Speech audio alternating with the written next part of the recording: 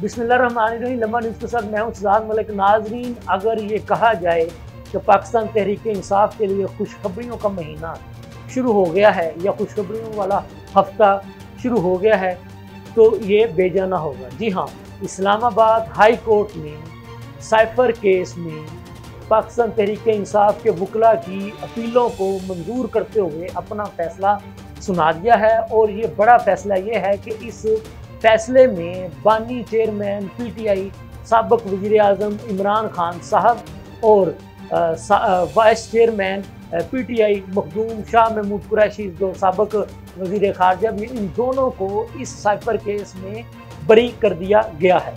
जी हाँ, इससे पहले ट्रायल कोर्ट में इन दोनों रहनुमाओं को 10-10 साल की कैदें सुनाई गई थी। लेकिन आपको ये बताते चलें कि इस केस में पीटीआई के वकला ने अपीलें जो हैं वो फाइल कर रखी थी। इन अपीलों पर समाअत भी जारी थी और बाद का जो है वो फैसला महफूज भी होता रहा।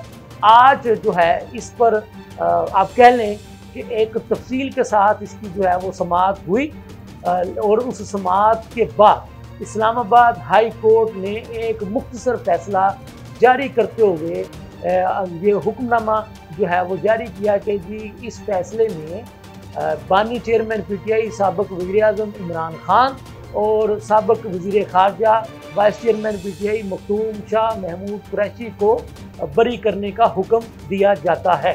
इसकी जो डिटेल जजमेंट है वो तो बाद में आएगी, लेकिन क्योंकि अभी ये मुख्तसर फैसला जो अदालत ने सुनाया है उसके बारे में हमने लम्हा न्यूज़ के नाज़रीन को बता दिया है। मौजूदा चेयरमैन बैरिस्टर गौहर साहब ने इस फैसले को 25 करोड़ आवाम के लिए एक बहुत बड़ी खुशखबरी करार दिया है। और ये फैसला जो है वो मीडिया की जीनत बनने के साथ ही पाकिस्तान तहरीक इंसाफ के हलकों में एक खुशी की लहर दौड़ गई और उन्होंने एक दूसरे को मुबारकबादें देने का सिलसिला शुरू कर दिया। तो जो जैसा कि मैंने आपके साथ शुरू में ये बात की कि क्या ये कहा जाए कि इनके लिए खुशखबरियों वाला महीना है या खुशखबरियों वाली बातें इनके लिए शुरू हो गई हैं। बज़ाहिर अब तक जो चीज़ नज़र आई है वो यकीनन इनके लिए खुशखबरी है, लेकिन यहाँ पर यह बात भी तय है कि बानी चेयरमैन पीटीआई इमरान खान साहब पर सिर्फ यही केसेस नहीं हैं, केस नहीं था, उनके ऊपर और भी मुतअद्दिद केसेस जो हैं वो चल रहे हैं जो ज़ेरे इल्तवा हैं। और आप फिल्म में हैं कि 9 मई के वाक़यात का जो है वो केस जो है वो भी उन पर चल रहा है। पिछले दिनों FIA ने उन्हीं केसेस में उनको जो है वो गिरफ्तारी भी डाली थी। और एक शुनीद है कि आपको पता है कि ये जो एक ट्वीट उनकी अकाउंट से की गई थी तो उसके बारे में भी जो है वो बातें चल रही हैं कि वो केस भी जो है वो उन पर बनेगा। बहरहाल अभी उनके ऊपर जो है वो केसेस तो चल रहे हैं, लेकिन पीटीआई का ये कहना है कि जी ये हमारे लिए एक इब्तिदा हुई है अच्छी खबरों की। बहरहाल वो उसको अच्छी खबर कहना, खुशी का इजहार करना, ये पीटीआई के बरकत का हक है, उस पर हम कुछ नहीं कह सकते। हमारा काम है जो खबर है, जो हैपनिंग है, उसके बारे में लम्हा न्यूज़ की नाजरीन को लम्हा ब लम्हा आगाह किया जाए।